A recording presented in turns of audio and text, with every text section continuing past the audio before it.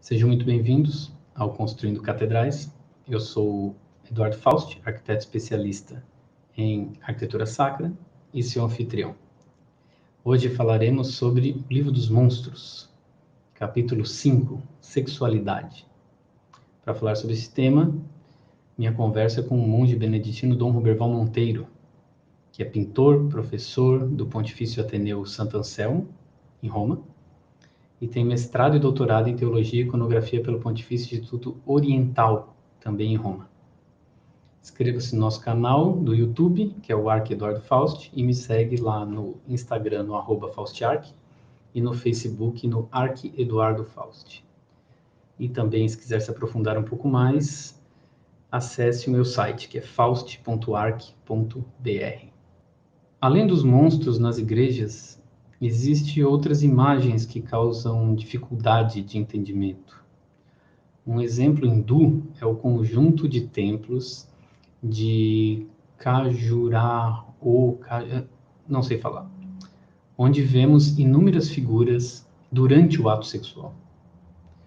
No mundo cristão, temos imagens que expõem suas genitálias de forma bastante exagerada e que acaba por escandalizar a maioria. Porém, nitidamente, elas não têm a intenção pornográfica, digamos.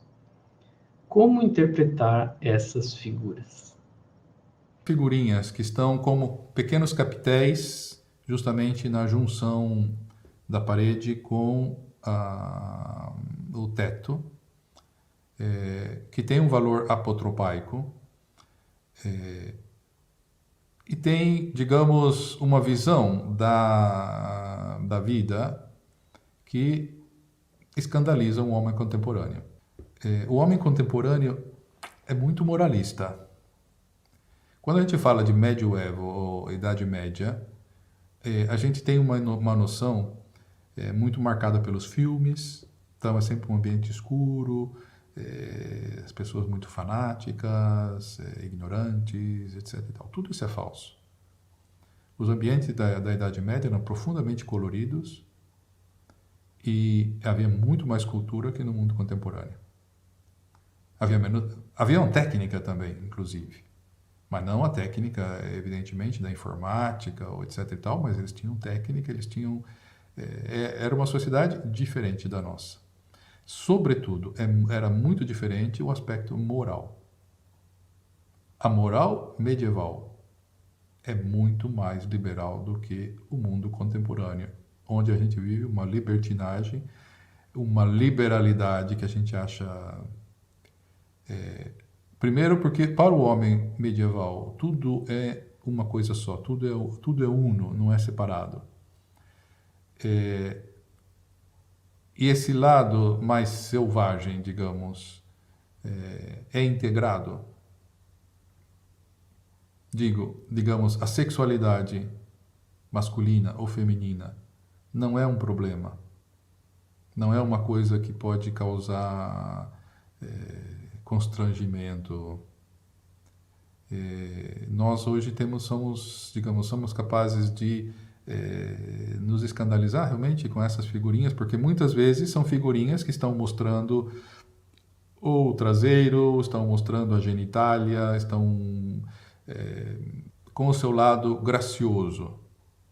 Porque em geral não são figurinhas eróticas, porque não são figurinhas exageradas.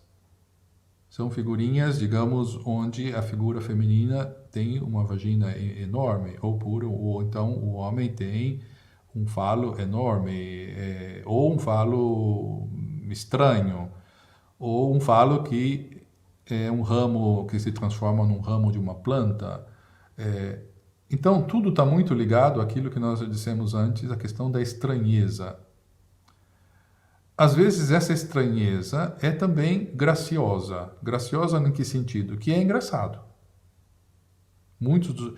Nós vivemos numa época que é fruto de uma época que não é popularmente conhecida, mas é a época vitoriana, na qual se difundiu, isso faz muito pouco tempo, porque isso é praticamente no século XIX, no qual se difundiu um puritanismo que que faz sempre deixar tudo aquilo que diz respeito à sexualidade humana como guarda, disso não se fala, disso não, absolutamente não tem sentido. Então, por isso que o medieval nos assusta, porque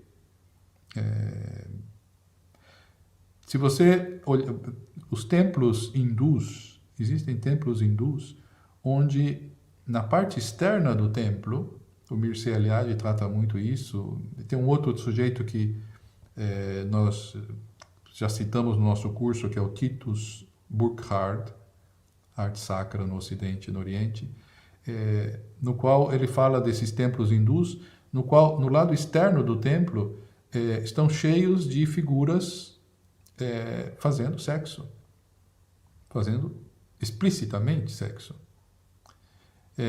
Mas não são figuras eróticas, são figuras sensuais, porque, digamos, a escultura deles é uma escultura muito ondulada, muito modelada, belíssima, belíssima, para nada ordinário, para nada banal, no qual as figuras não estão fazendo sexo por sexo, mas estão fazendo um sexo sacro. Porque a relação sexual é um símbolo da relação com Deus. Tudo aquilo que nós falamos até agora, digamos, está muito relacionado com tudo isso, né? Se isso nos escandaliza, é porque realmente a gente não entendeu nada ainda do que é a vida. Tudo que nós falamos de comer e ser comido, de entregar-se, nós não estamos falando de um sexo banal, nós estamos falando de uma entrega, estamos falando de uma relação de amor no qual não funciona só a minha cabeça, funciona todo o meu ser, todo o meu corpo, alma, espírito, tudo entra. Por isso, a explicação evidente são figuras que estão se relacionando com a divindade. Então, aonde a gente vê uma banalidade nesses personagens, dessas figurinhas, tem pessoas que dizem pornográfica, mas de pornográfica não tem nada, não tem nada, não tem nada. Então, se você vê, digamos, uma figurinha como essa que você mencionou, existem toda uma coleção de figurinhas, dessas figurinhas femininas, que estão mostrando a vagina aberta, com as pernas abertas, mostrando a vagina simbólica, que pode estar mostrando justamente, digamos, não tem a ideia que nós temos hoje, mas simboliza, dentro desse quadro que eu disse agora do templo hinduísta, mas da mentalidade de um homem medieval, digamos, aquilo não é banal. Não é banal. Significa a nossa alma aberta para o divino. A nossa alma aberta diante da boca do monstro. A nossa alma pronta para ser fecundada, porque, digamos, para o homem medieval e para o homem tradicional, digamos, o sexo não é simplesmente prazer, mas é, sobretudo, sobrevivência. Sobrevivência porque nós temos necessidade de multiplicar a nossa espécie, porque sem criança o mundo não vive, né? Isso o mundo europeu não se deu conta e por isso estão morrendo, estão condenados a morrer sem descendência e vão ser substituídos por outras raças, justamente porque transformaram o sexo só em prazer, só em um aspecto. Nós não podemos, é nesse sentido que eu falava antes, a questão do selvagem. O selvagem verdadeiramente é essa mentalidade terrível que nós temos. Selvagem no sentido negativo. E o monstro é selvagem no sentido positivo, porque o selvagem, um bicho, um animal, prefere morrer para salvar sua cria. E coisa que um ser humano não é capaz de fazer, né? Um ser humano é capaz só de pensar em si mesmo, meu conforto, eu não quero, blá, blá, blá, etc.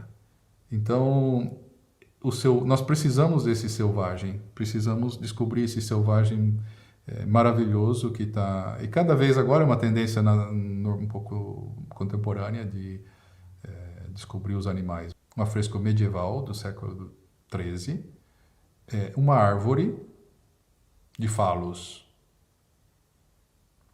Uma árvore nas quais os frutos são falos. E estão as mulheres recolhendo os falos.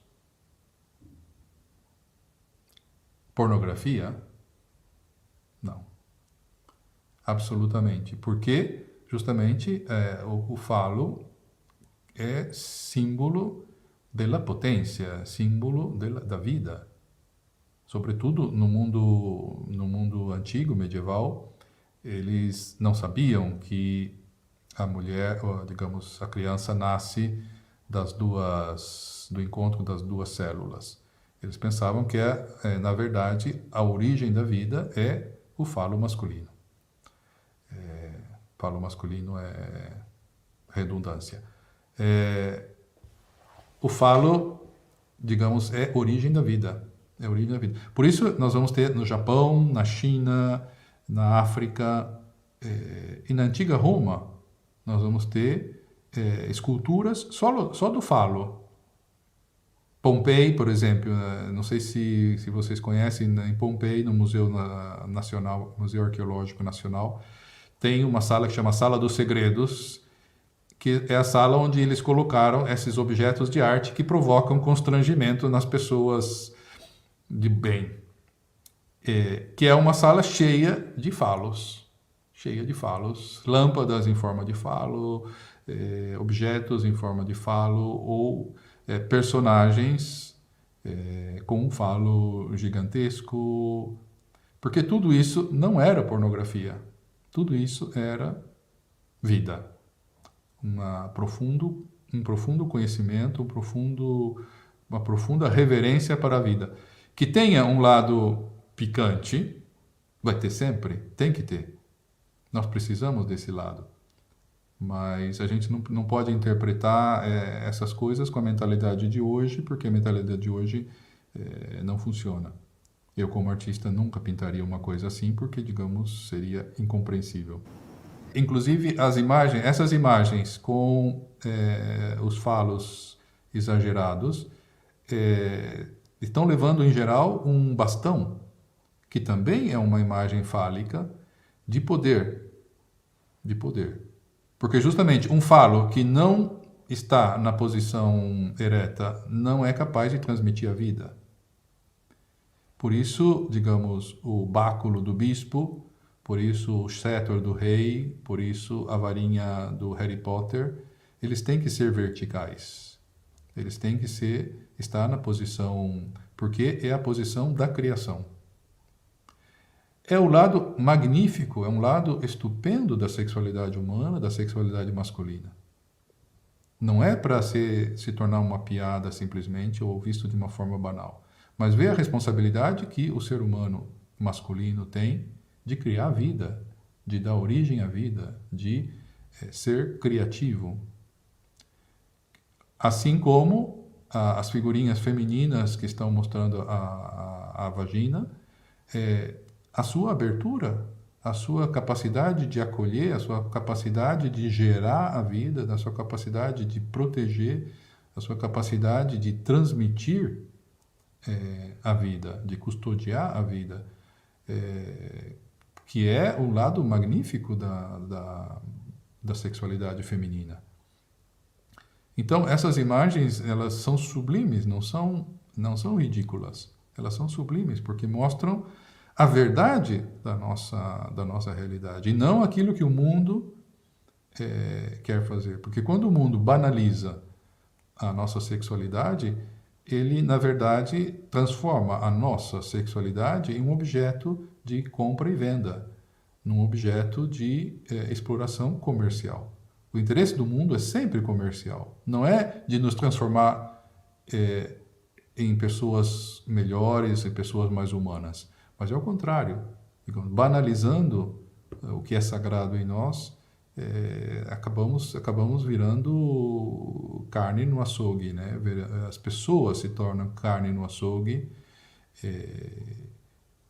e porque, digamos, cria modelos de beleza, modelos de prazer, ideais inatingíveis para que as pessoas sejam infelizes, infelizes porque não realizadas sexualmente, infelizes porque não têm um corpo maravilhoso, infelizes porque não têm tudo aquilo que o mundo diz que deve ter, e por isso tem que gastar para mudar meu corpo, gastar para sentir mais prazer, gastar, esquecendo que a sexualidade é muito, muito mais que isso.